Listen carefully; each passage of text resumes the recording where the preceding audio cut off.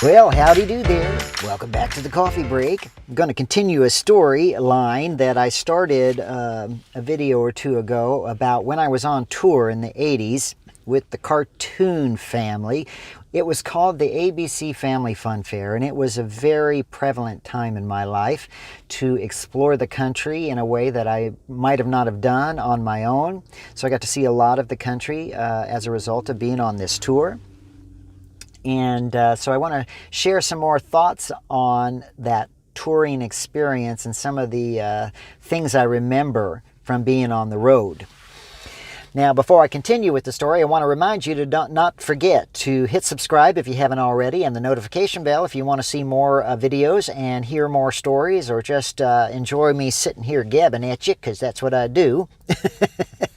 And if you have any comments or things you'd like to share or want to just say anything at all, you can leave that in the comment boxes below. And don't forget to give me a thumbs up if you like the video, and share it as you are so inclined. And don't forget, I'm here trying to share some of these stories, not just archive them, but have a conversation with you about different things in life that we experience. And I'd like that conversation to continue at least 3 times a week. That's what I'm trying to do. And we're being pretty consistent about that. So don't forget to tune in. All right. And with that behind us, let's get on with some stories.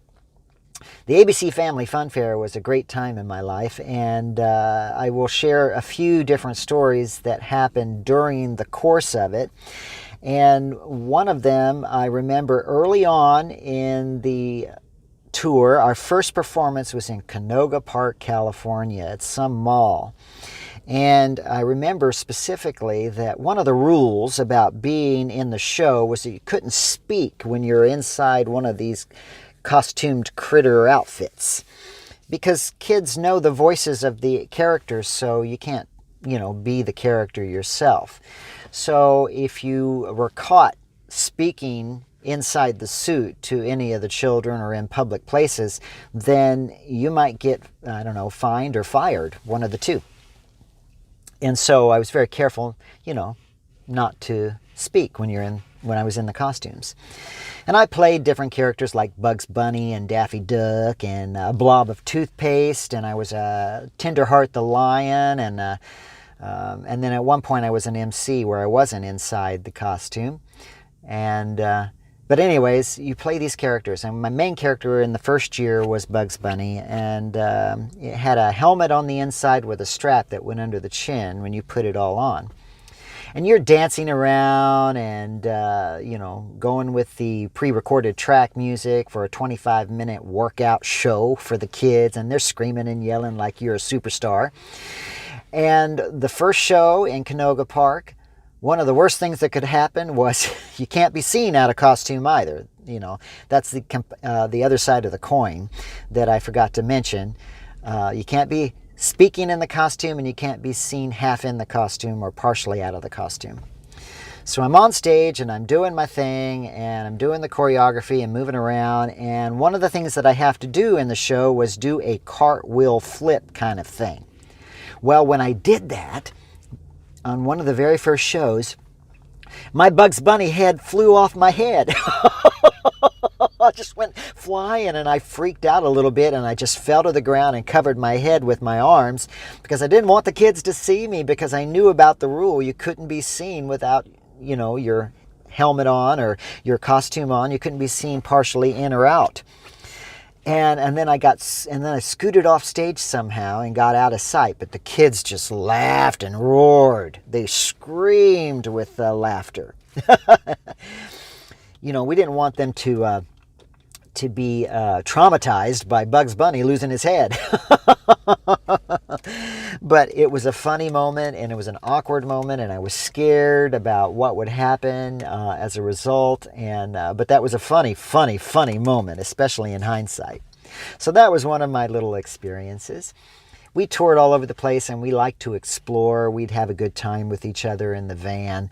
And we'd spent so much time in the van, you'd have to come up with things to do. And I came up with reading material, of course, We'd laugh and joke with each other for a while. We'd sleep with each other, not with each other, but we'd sleep in the van as much as we felt like. And I also came up with a hobby of crocheting. So that time when I was on the road, I was crocheting scarves and blankets and sending them off to family for Christmas presents and birthday gifts and things like that. So I did that a lot. So those are things that you do on the road when you're stuck in a van traveling miles and miles from city to city. I also had a fold-up bike that I recall packing underneath one of the seats so that when I got to different places, I could actually unfold the bike and ride around on a bicycle. So that was pretty cool. So I got creative on what I could do, and I would get up every morning and I would spend time in a coffee shop attached to the hotel or nearby a hotel before we had to go anywhere. And I would read and I'd journal and I'd do all those wonderful things that you do when you're younger. And I probably should be doing now, but I'm not. And things like that. One of the things I remember also is that I carried with me a little stuffed animal. It was one of those Snuggle Bears, the Snuggle fabric softener that you put in your wash. And I had one of those, and I traveled with it. And at one point in time, they kidnapped my Snuggle Bear and held it for ransom. So there were weeks where we were like trying to figure out the clues on where Snuggle Bear was and trying to get him back and things like that. And they'd take pictures of him being strung up and hanging from a ceiling lamp or something like that. And so it was fun. We had a good time. But one of the big stories that I wanted to share that I was recalling from being on tour with this group of people all the time was there was a moment, I don't know how it began, when one of the girls in the group, I don't know how it happened, but she decided to explain what a blue flame party was and that we needed to have one.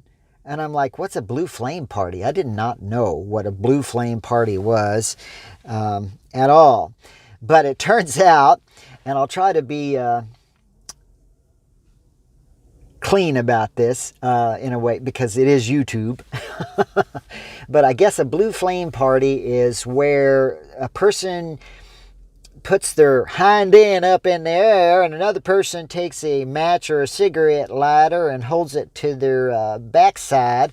And while the one person is experiencing the release of flatulence, the other one is lighting the lighter or match so that a flame comes out of your backside. And the girls were interested in doing this, and they would put up their backside and light each other's flatulence. And I thought, girls do this? I would expect the guys to do this, but the girls? Oh my goodness. But that's what they did. And they would do this in the van as we were traveling. And we would just laugh our hind ends off as they would light their flatulence, their gas, if you will. And I was amazed that, about this because I'd never heard of it. I'd never seen of it before. But yeah, they would explode flames out their backside. And I'm like, wow, that's a story to tell and to share somewhere down the road. And here I am sharing it with you right now. Blue flame parties. Remember that. I guess it takes a very bold and rambunctious person to be able to get with a group of people and do that kind of a situation, especially when you're not under the influence of alcohol or some kind of other substance. Because we were all in the van just traveling from city to city, just trying to find things to do with ourselves and to entertain ourselves, and that was the thing that was happening at that particular point in time.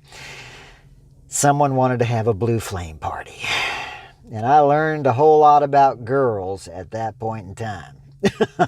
They're just as capable of doing anything as any fella. Isn't it true? Hey, have you ever experienced one of those blue flame parties before? Hey, if you have, go ahead and leave a comment down below. I'd love to read your story. And if you like the video, don't forget to give me a thumbs up. And I'll come back at you with some more stories later. And I look forward to that. So join in, tune in, and come back and listen to me gab, won't you? Until then, you have a great day, and I'll be seeing you. Bye for now.